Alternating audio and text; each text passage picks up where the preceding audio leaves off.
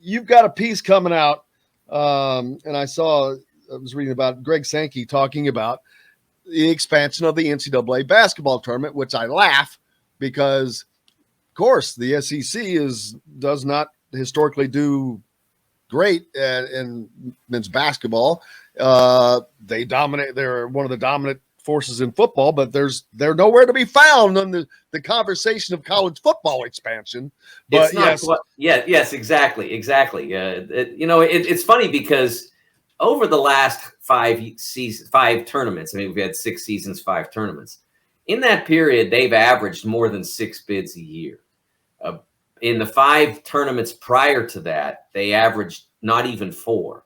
I mean, they had 3 years where they had 3 teams and they averaged 3.6 bids. And so I don't think that there's this pressure from within the SEC to get the tournament expanded so they can get more teams in it, because they've gotten more teams in by playing, hiring better coaches and playing better basketball. They did basically, I don't know what the committee said, but they basically had the team that was most aggrieved in the 2022 tournament. Texas A&M should have made it, and probably instead of Notre Dame. Notre Dame certainly did a good job of justifying their presence in the field, but Texas A&M could have done the same thing. They should have probably been in, but it was only Texas A&M's fault that they weren't. I mean, they lost 9 out of 10 games in February, early March of last year. And so no one else to blame for that. But what bothered me about the interview he did with Pat Forty of Sports Illustrated was that he suggested that because Ole Miss won the College World Series in baseball, and they were basically the last team in the field, well, then that maybe extrapolates to basketball, and maybe we're missing a potential champion by leaving out number 69, 70, 71. It's garbage. There's nothing to support that, and it's preposterous. It's almost offensive to use another sport to justify your beliefs about this sport. I mean, for instance, if you take in Major League Baseball, I mean, you can have the worst team in Major League Baseball go out and take a couple of games against the best team. It wouldn't be a surprise at all. That's baseball. But if you had, the worst team in Division I basketball go up against Kansas, they're not ever going to win. I mean, number 358 is never beating Kansas. So there's just you can't extrapolate those things. You can't intertwine them. And he did, and I thought that was really a problematic defense. There's really no good justification for expanding the tournament. You can say that as we sit here today, based on what we're seeing with NFL television rights, what we're seeing with the conference college sports rights, both SEC and Big Ten, you can say that the NCAA has undervalued its tournament. When they re-upped for the most recent extension, I'm not exactly sure when that was, but I think it was about 6 or 7 years ago, when Mark Emmert decided to re-up and take the security of extending the deal with Turner and CBS instead of waiting and to go into this market. I mean, it was a miscalculation, and it's going to cost the NCAA members multiple hundreds of thousands of dollars to have done so.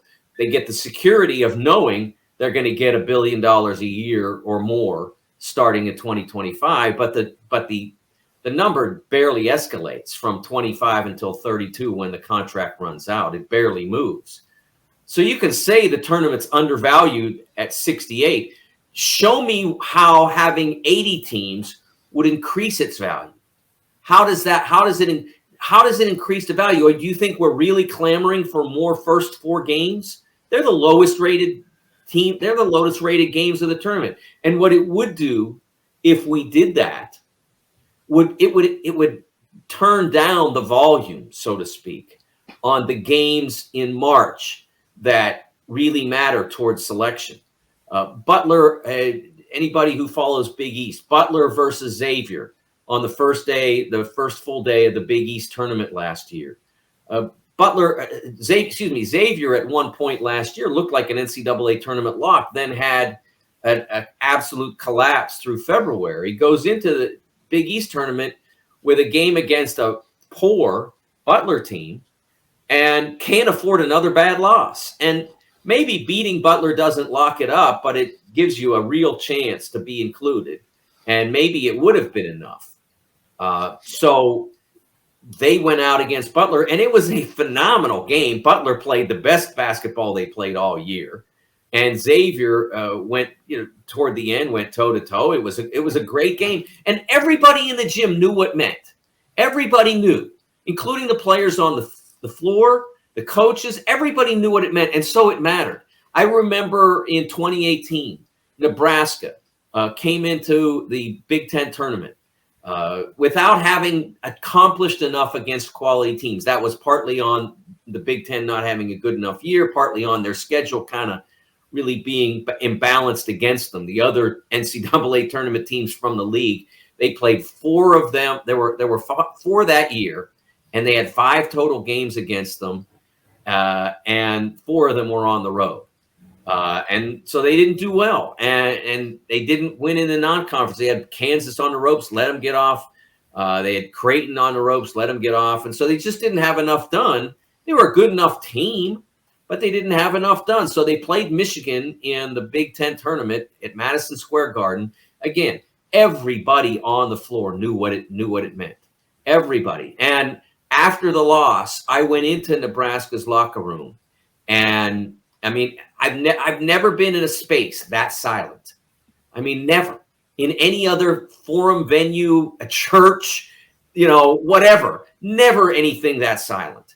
And okay, so would it be, would they have all felt better if that game hadn't mattered and they would have gotten in no matter what and all that? Yeah, but sports are about that. They're about those moments. And people criticize the everybody gets a trophy, culture. Well, this is not that. I mean, that Nebraska team was good enough to play in the NCAA tournament, but they weren't accomplished enough. And so they felt that pain, but that's what makes the tournament great. That's what makes college basketball great. Riz, the Grizz up early says, earlier you mentioned Milan, but Steve Risley's out in LA, sunny California, man. You're up early, brother.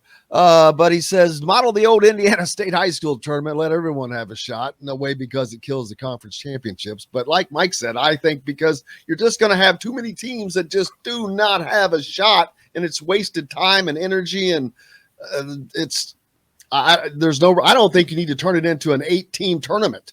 Or an 8-game tournament. What Steve is missing in that suggestion, and it's contained in his suggestion, because of the conference tournaments, every team does have a shot.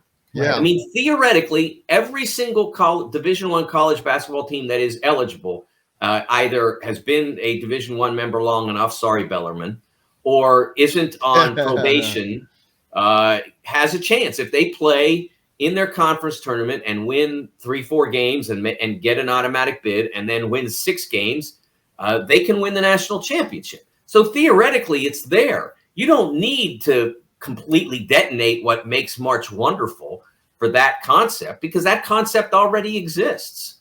You'd just be repeating it. It would be repetitive. That's what I don't understand about Greg Sankey's wanting to expand the tournament. It's because, like college football, when you have a 4-team format, there are no guidelines, there are no criteria specifically laid out. I mean, it changes from year to year. It drives me absolutely insane.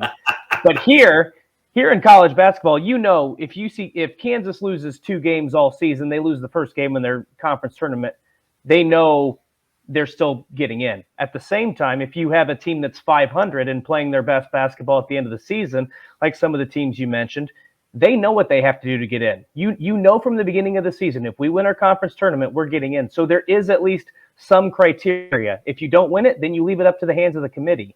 And what's interesting to me about this idea of expansion, I've heard this rumored around. I don't know if Greg Sankey said it or not, but there's some fear about getting rid of the automatic qualifiers. And the automatic bids. And what's interesting to me is Greg Sankey seems to not be in favor of automatic bids, whether it's football or basketball. And I can't understand why. I don't get it. Is it just simply because he knows the SEC will get more teams in if they don't have those? Yes, it's as simple as that. It really is as simple as that. Now, my colleague, my professional colleague, although not teammate, Jeff Goodman, from the Field of 68, reported about a month ago or so, a little less than a month maybe, that Sankey had addressed the NCAA Council and suggested in some way, shape, or form the elimination of automatic bids. I think he has been talked out of that position, whether it's the column that I wrote last Thursday or people in his sphere, whatever it is. I'm not going to take credit for it. I'm just saying there's a column out there if you want to read it. If whatever it is, he has in his interview with Pat Forty, he backed away from that and talked more about expansion. There's this fear among leagues that are growing, expanding, that there won't be enough bids for them. And it's not based in reality, Dustin and Jim. It's not. And I'll give you numbers that prove it. First of all, the only high major 16-team league we've had to date has been the Big East in the period. It was around 2007 to 13, right around there. I think there were 7 seasons, and I think they averaged 8 bids per season in that period. They got 11 out of their 16 in their best season, 2011, but they averaged around 8 bids. So they weren't starving for bids because they were so big. Right. The Big Ten is a wonderful example. In 2018, they got 4 teams. And I talked about that Nebraska team that would have been the 5th, but didn't make it. They got 4 teams in because their schedules weren't good enough, and they didn't play well enough against the schedules that they had. It was that simple. 2019, they improved their schedules. They expand to 20-game season, 20-game regular season inside the league, which means they eliminate 2 lesser games and enhance themselves by 2 stronger games against high major opposition. So since then, they got 8 in 2019, which was at that point a record. And that record would have been blown clear out of the water had there been a 2020 tournament. The league would have almost certainly got 10. I mean, at the minimum 9, but they probably would have gotten 10. And right now, the only measure we have is the final bracket matrix consensus for 2020. Bracket matrix, if you don't know, online, they gather every online bracket there is, including mine for Fox Sports, Joe Lenardi's for ESPN, Jerry Palm's for CBS, as well as a lot of other people who aren't necessarily paid by media organizations to do it, but in some cases have a lot of scientific, mathematical insight, whatever. There are like 200 plus. There were 211 last year. I don't know how many there were in 2020, but there were north of 180.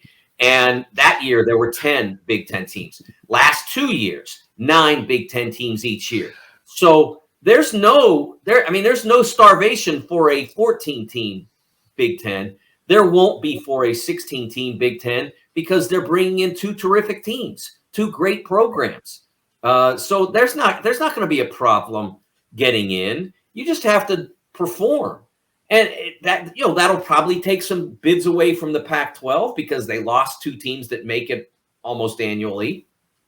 And so it gets redistributed upwards, so to speak. So the SEC's concern about getting bids isn't justified.